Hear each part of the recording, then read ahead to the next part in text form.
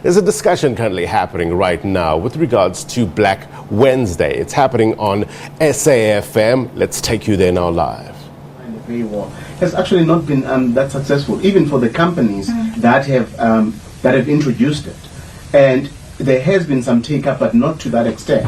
And the reality is that the fact that there is no uniform funding model means that if you cannot pay for a paid subscription, you'll probably go to, let's say, Daily Maverick, and still get credible journalism, and credible journalism that is funded by donor funding. So I do not believe that newsrooms have necessarily been lax in dealing with these issues, but the reality is that they've not been able to come up with a model which would work for them, and as I say, there's no silver bullet here. All right, Svungalwa is the SANF chairperson. Phathiswa Magopeni is the group executive for news and current affairs. Phathiswa, the issues that you've touched on, in particular around public service journalism and the need to be able to fund that work, I think helps us draw a distinction effectively in some of the work that is being done by private media companies and the mandate that an organization like the public broadcaster would have.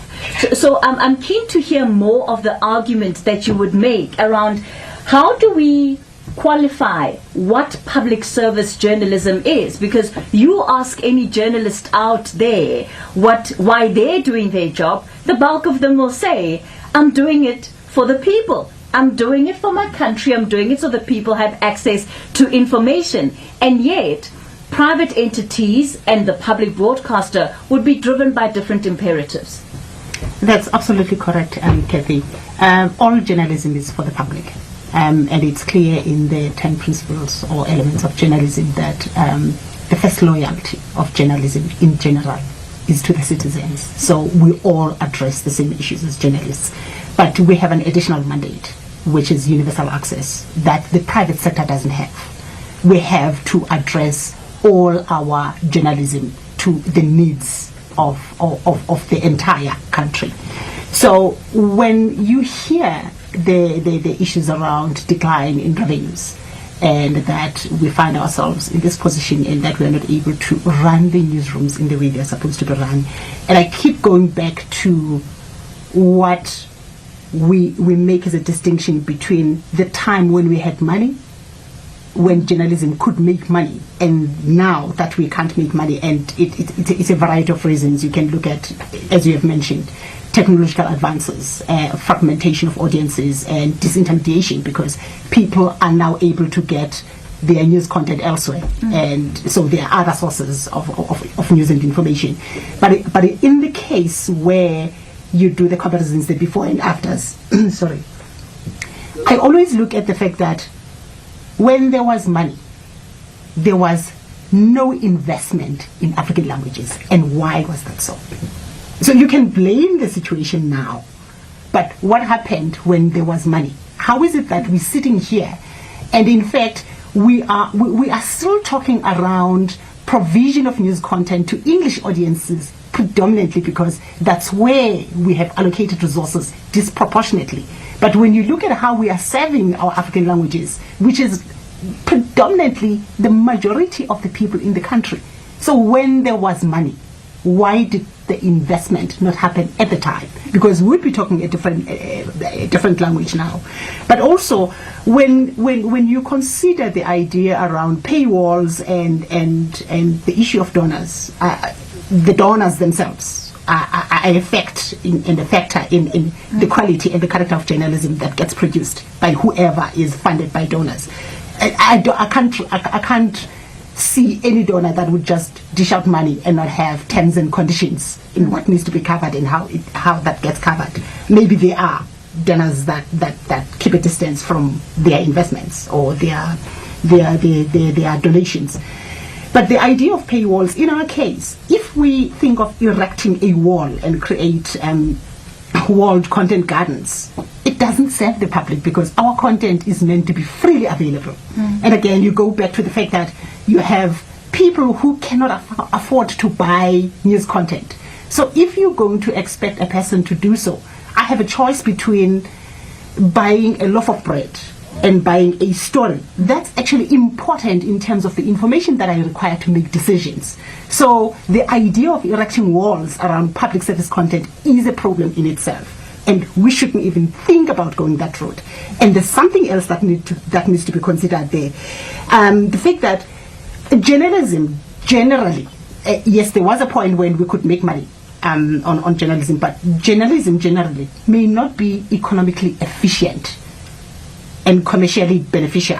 But we also have to look at the social value that journalism delivers for the benefit of society. And if we are committed to an enlightened citizenry, something else has to happen. A lot of the issues that you're raising, Phathiswa, we can draw parallels between what you've said and the situation that not just South Africa finds itself in, but I would also say that the SABC finds itself in. When you talk about the ability to receive funding, knowing that there's a broader social mandate that is being achieved here, what happens to the outcomes of that money? Because the idea around who should get funding and how much funding they should have, when these issues come before, let's say, Parliament, some of the questions that the public ask is, but we hear of the billions that are being invested into the SABC, but are we really getting the value for money of that billion that we as taxpayers are paying for this information? As far as news is concerned, because I want to address myself to that issue, in fact, I want to go to our coverage of local elections last year and the resources that we had last year. We got no funding allocated for elections, and literally, you have elections that are run on the basis of commercial revenue, and anything can happen in that space if you leave something as important as a democratic project of the country to market forces. Because what you do in that case, you basically say, do what you can with what you have, and we are going to then play to the resources that we have and cover as much as we can with all that we have. But is that enough to deal with the issues in the country, and particularly where you talk about strengthening democracy in the country? I want to talk about influence, and I touched on it earlier. He who pays the piper plays the tune, and donors who give money into journalism, whether public or private, and the interest that they have in the kind of news that is being reported. How do you ensure that newsrooms are, or even can you ensure that newsrooms are safeguarded against that? Because if we need money to survive, then on some level you're going to have to give some room for your donors to also be satisfied. And what does that then do for the national agenda of journalism that has no fear and no favor and has no bias? I think the issue of transparency becomes important, because the reality is that whoever comes up as a donor for a media project or a media house, they have an interest. And I think that interest is what should be laid out. And I think it is important, because the reality is that we have to live with the conditions that we are in that donor funding is an acceptable and a form of funding for the media.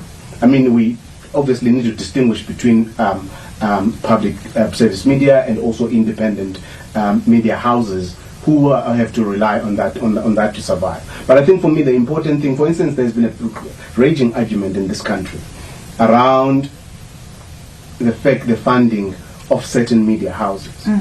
I would be the first to say that in the interest of transparency, it is actually important that... Right, you're watching a live discussion there on Black Wednesday on SAFM. What's Black Wednesday all about, you ask? Well, on Wednesday, the 19th of October, 1977, the Apartheid regime showed, well, its contempt, I guess, for freedom of expression, for freedom of for the media when it banned The World, The Weekend World, as well as other publications. So discussions like these talk to the issues of media freedom today, some of the issues today. And you heard there from the SABC's Phathiswa Magopeni, there, the SABC News and Current Affairs Group Executive, talking about the social benefits of journalism in this day and age, and also about the issues of donors as well. We'll try to get back there as soon as we can, but I want to get you caught up with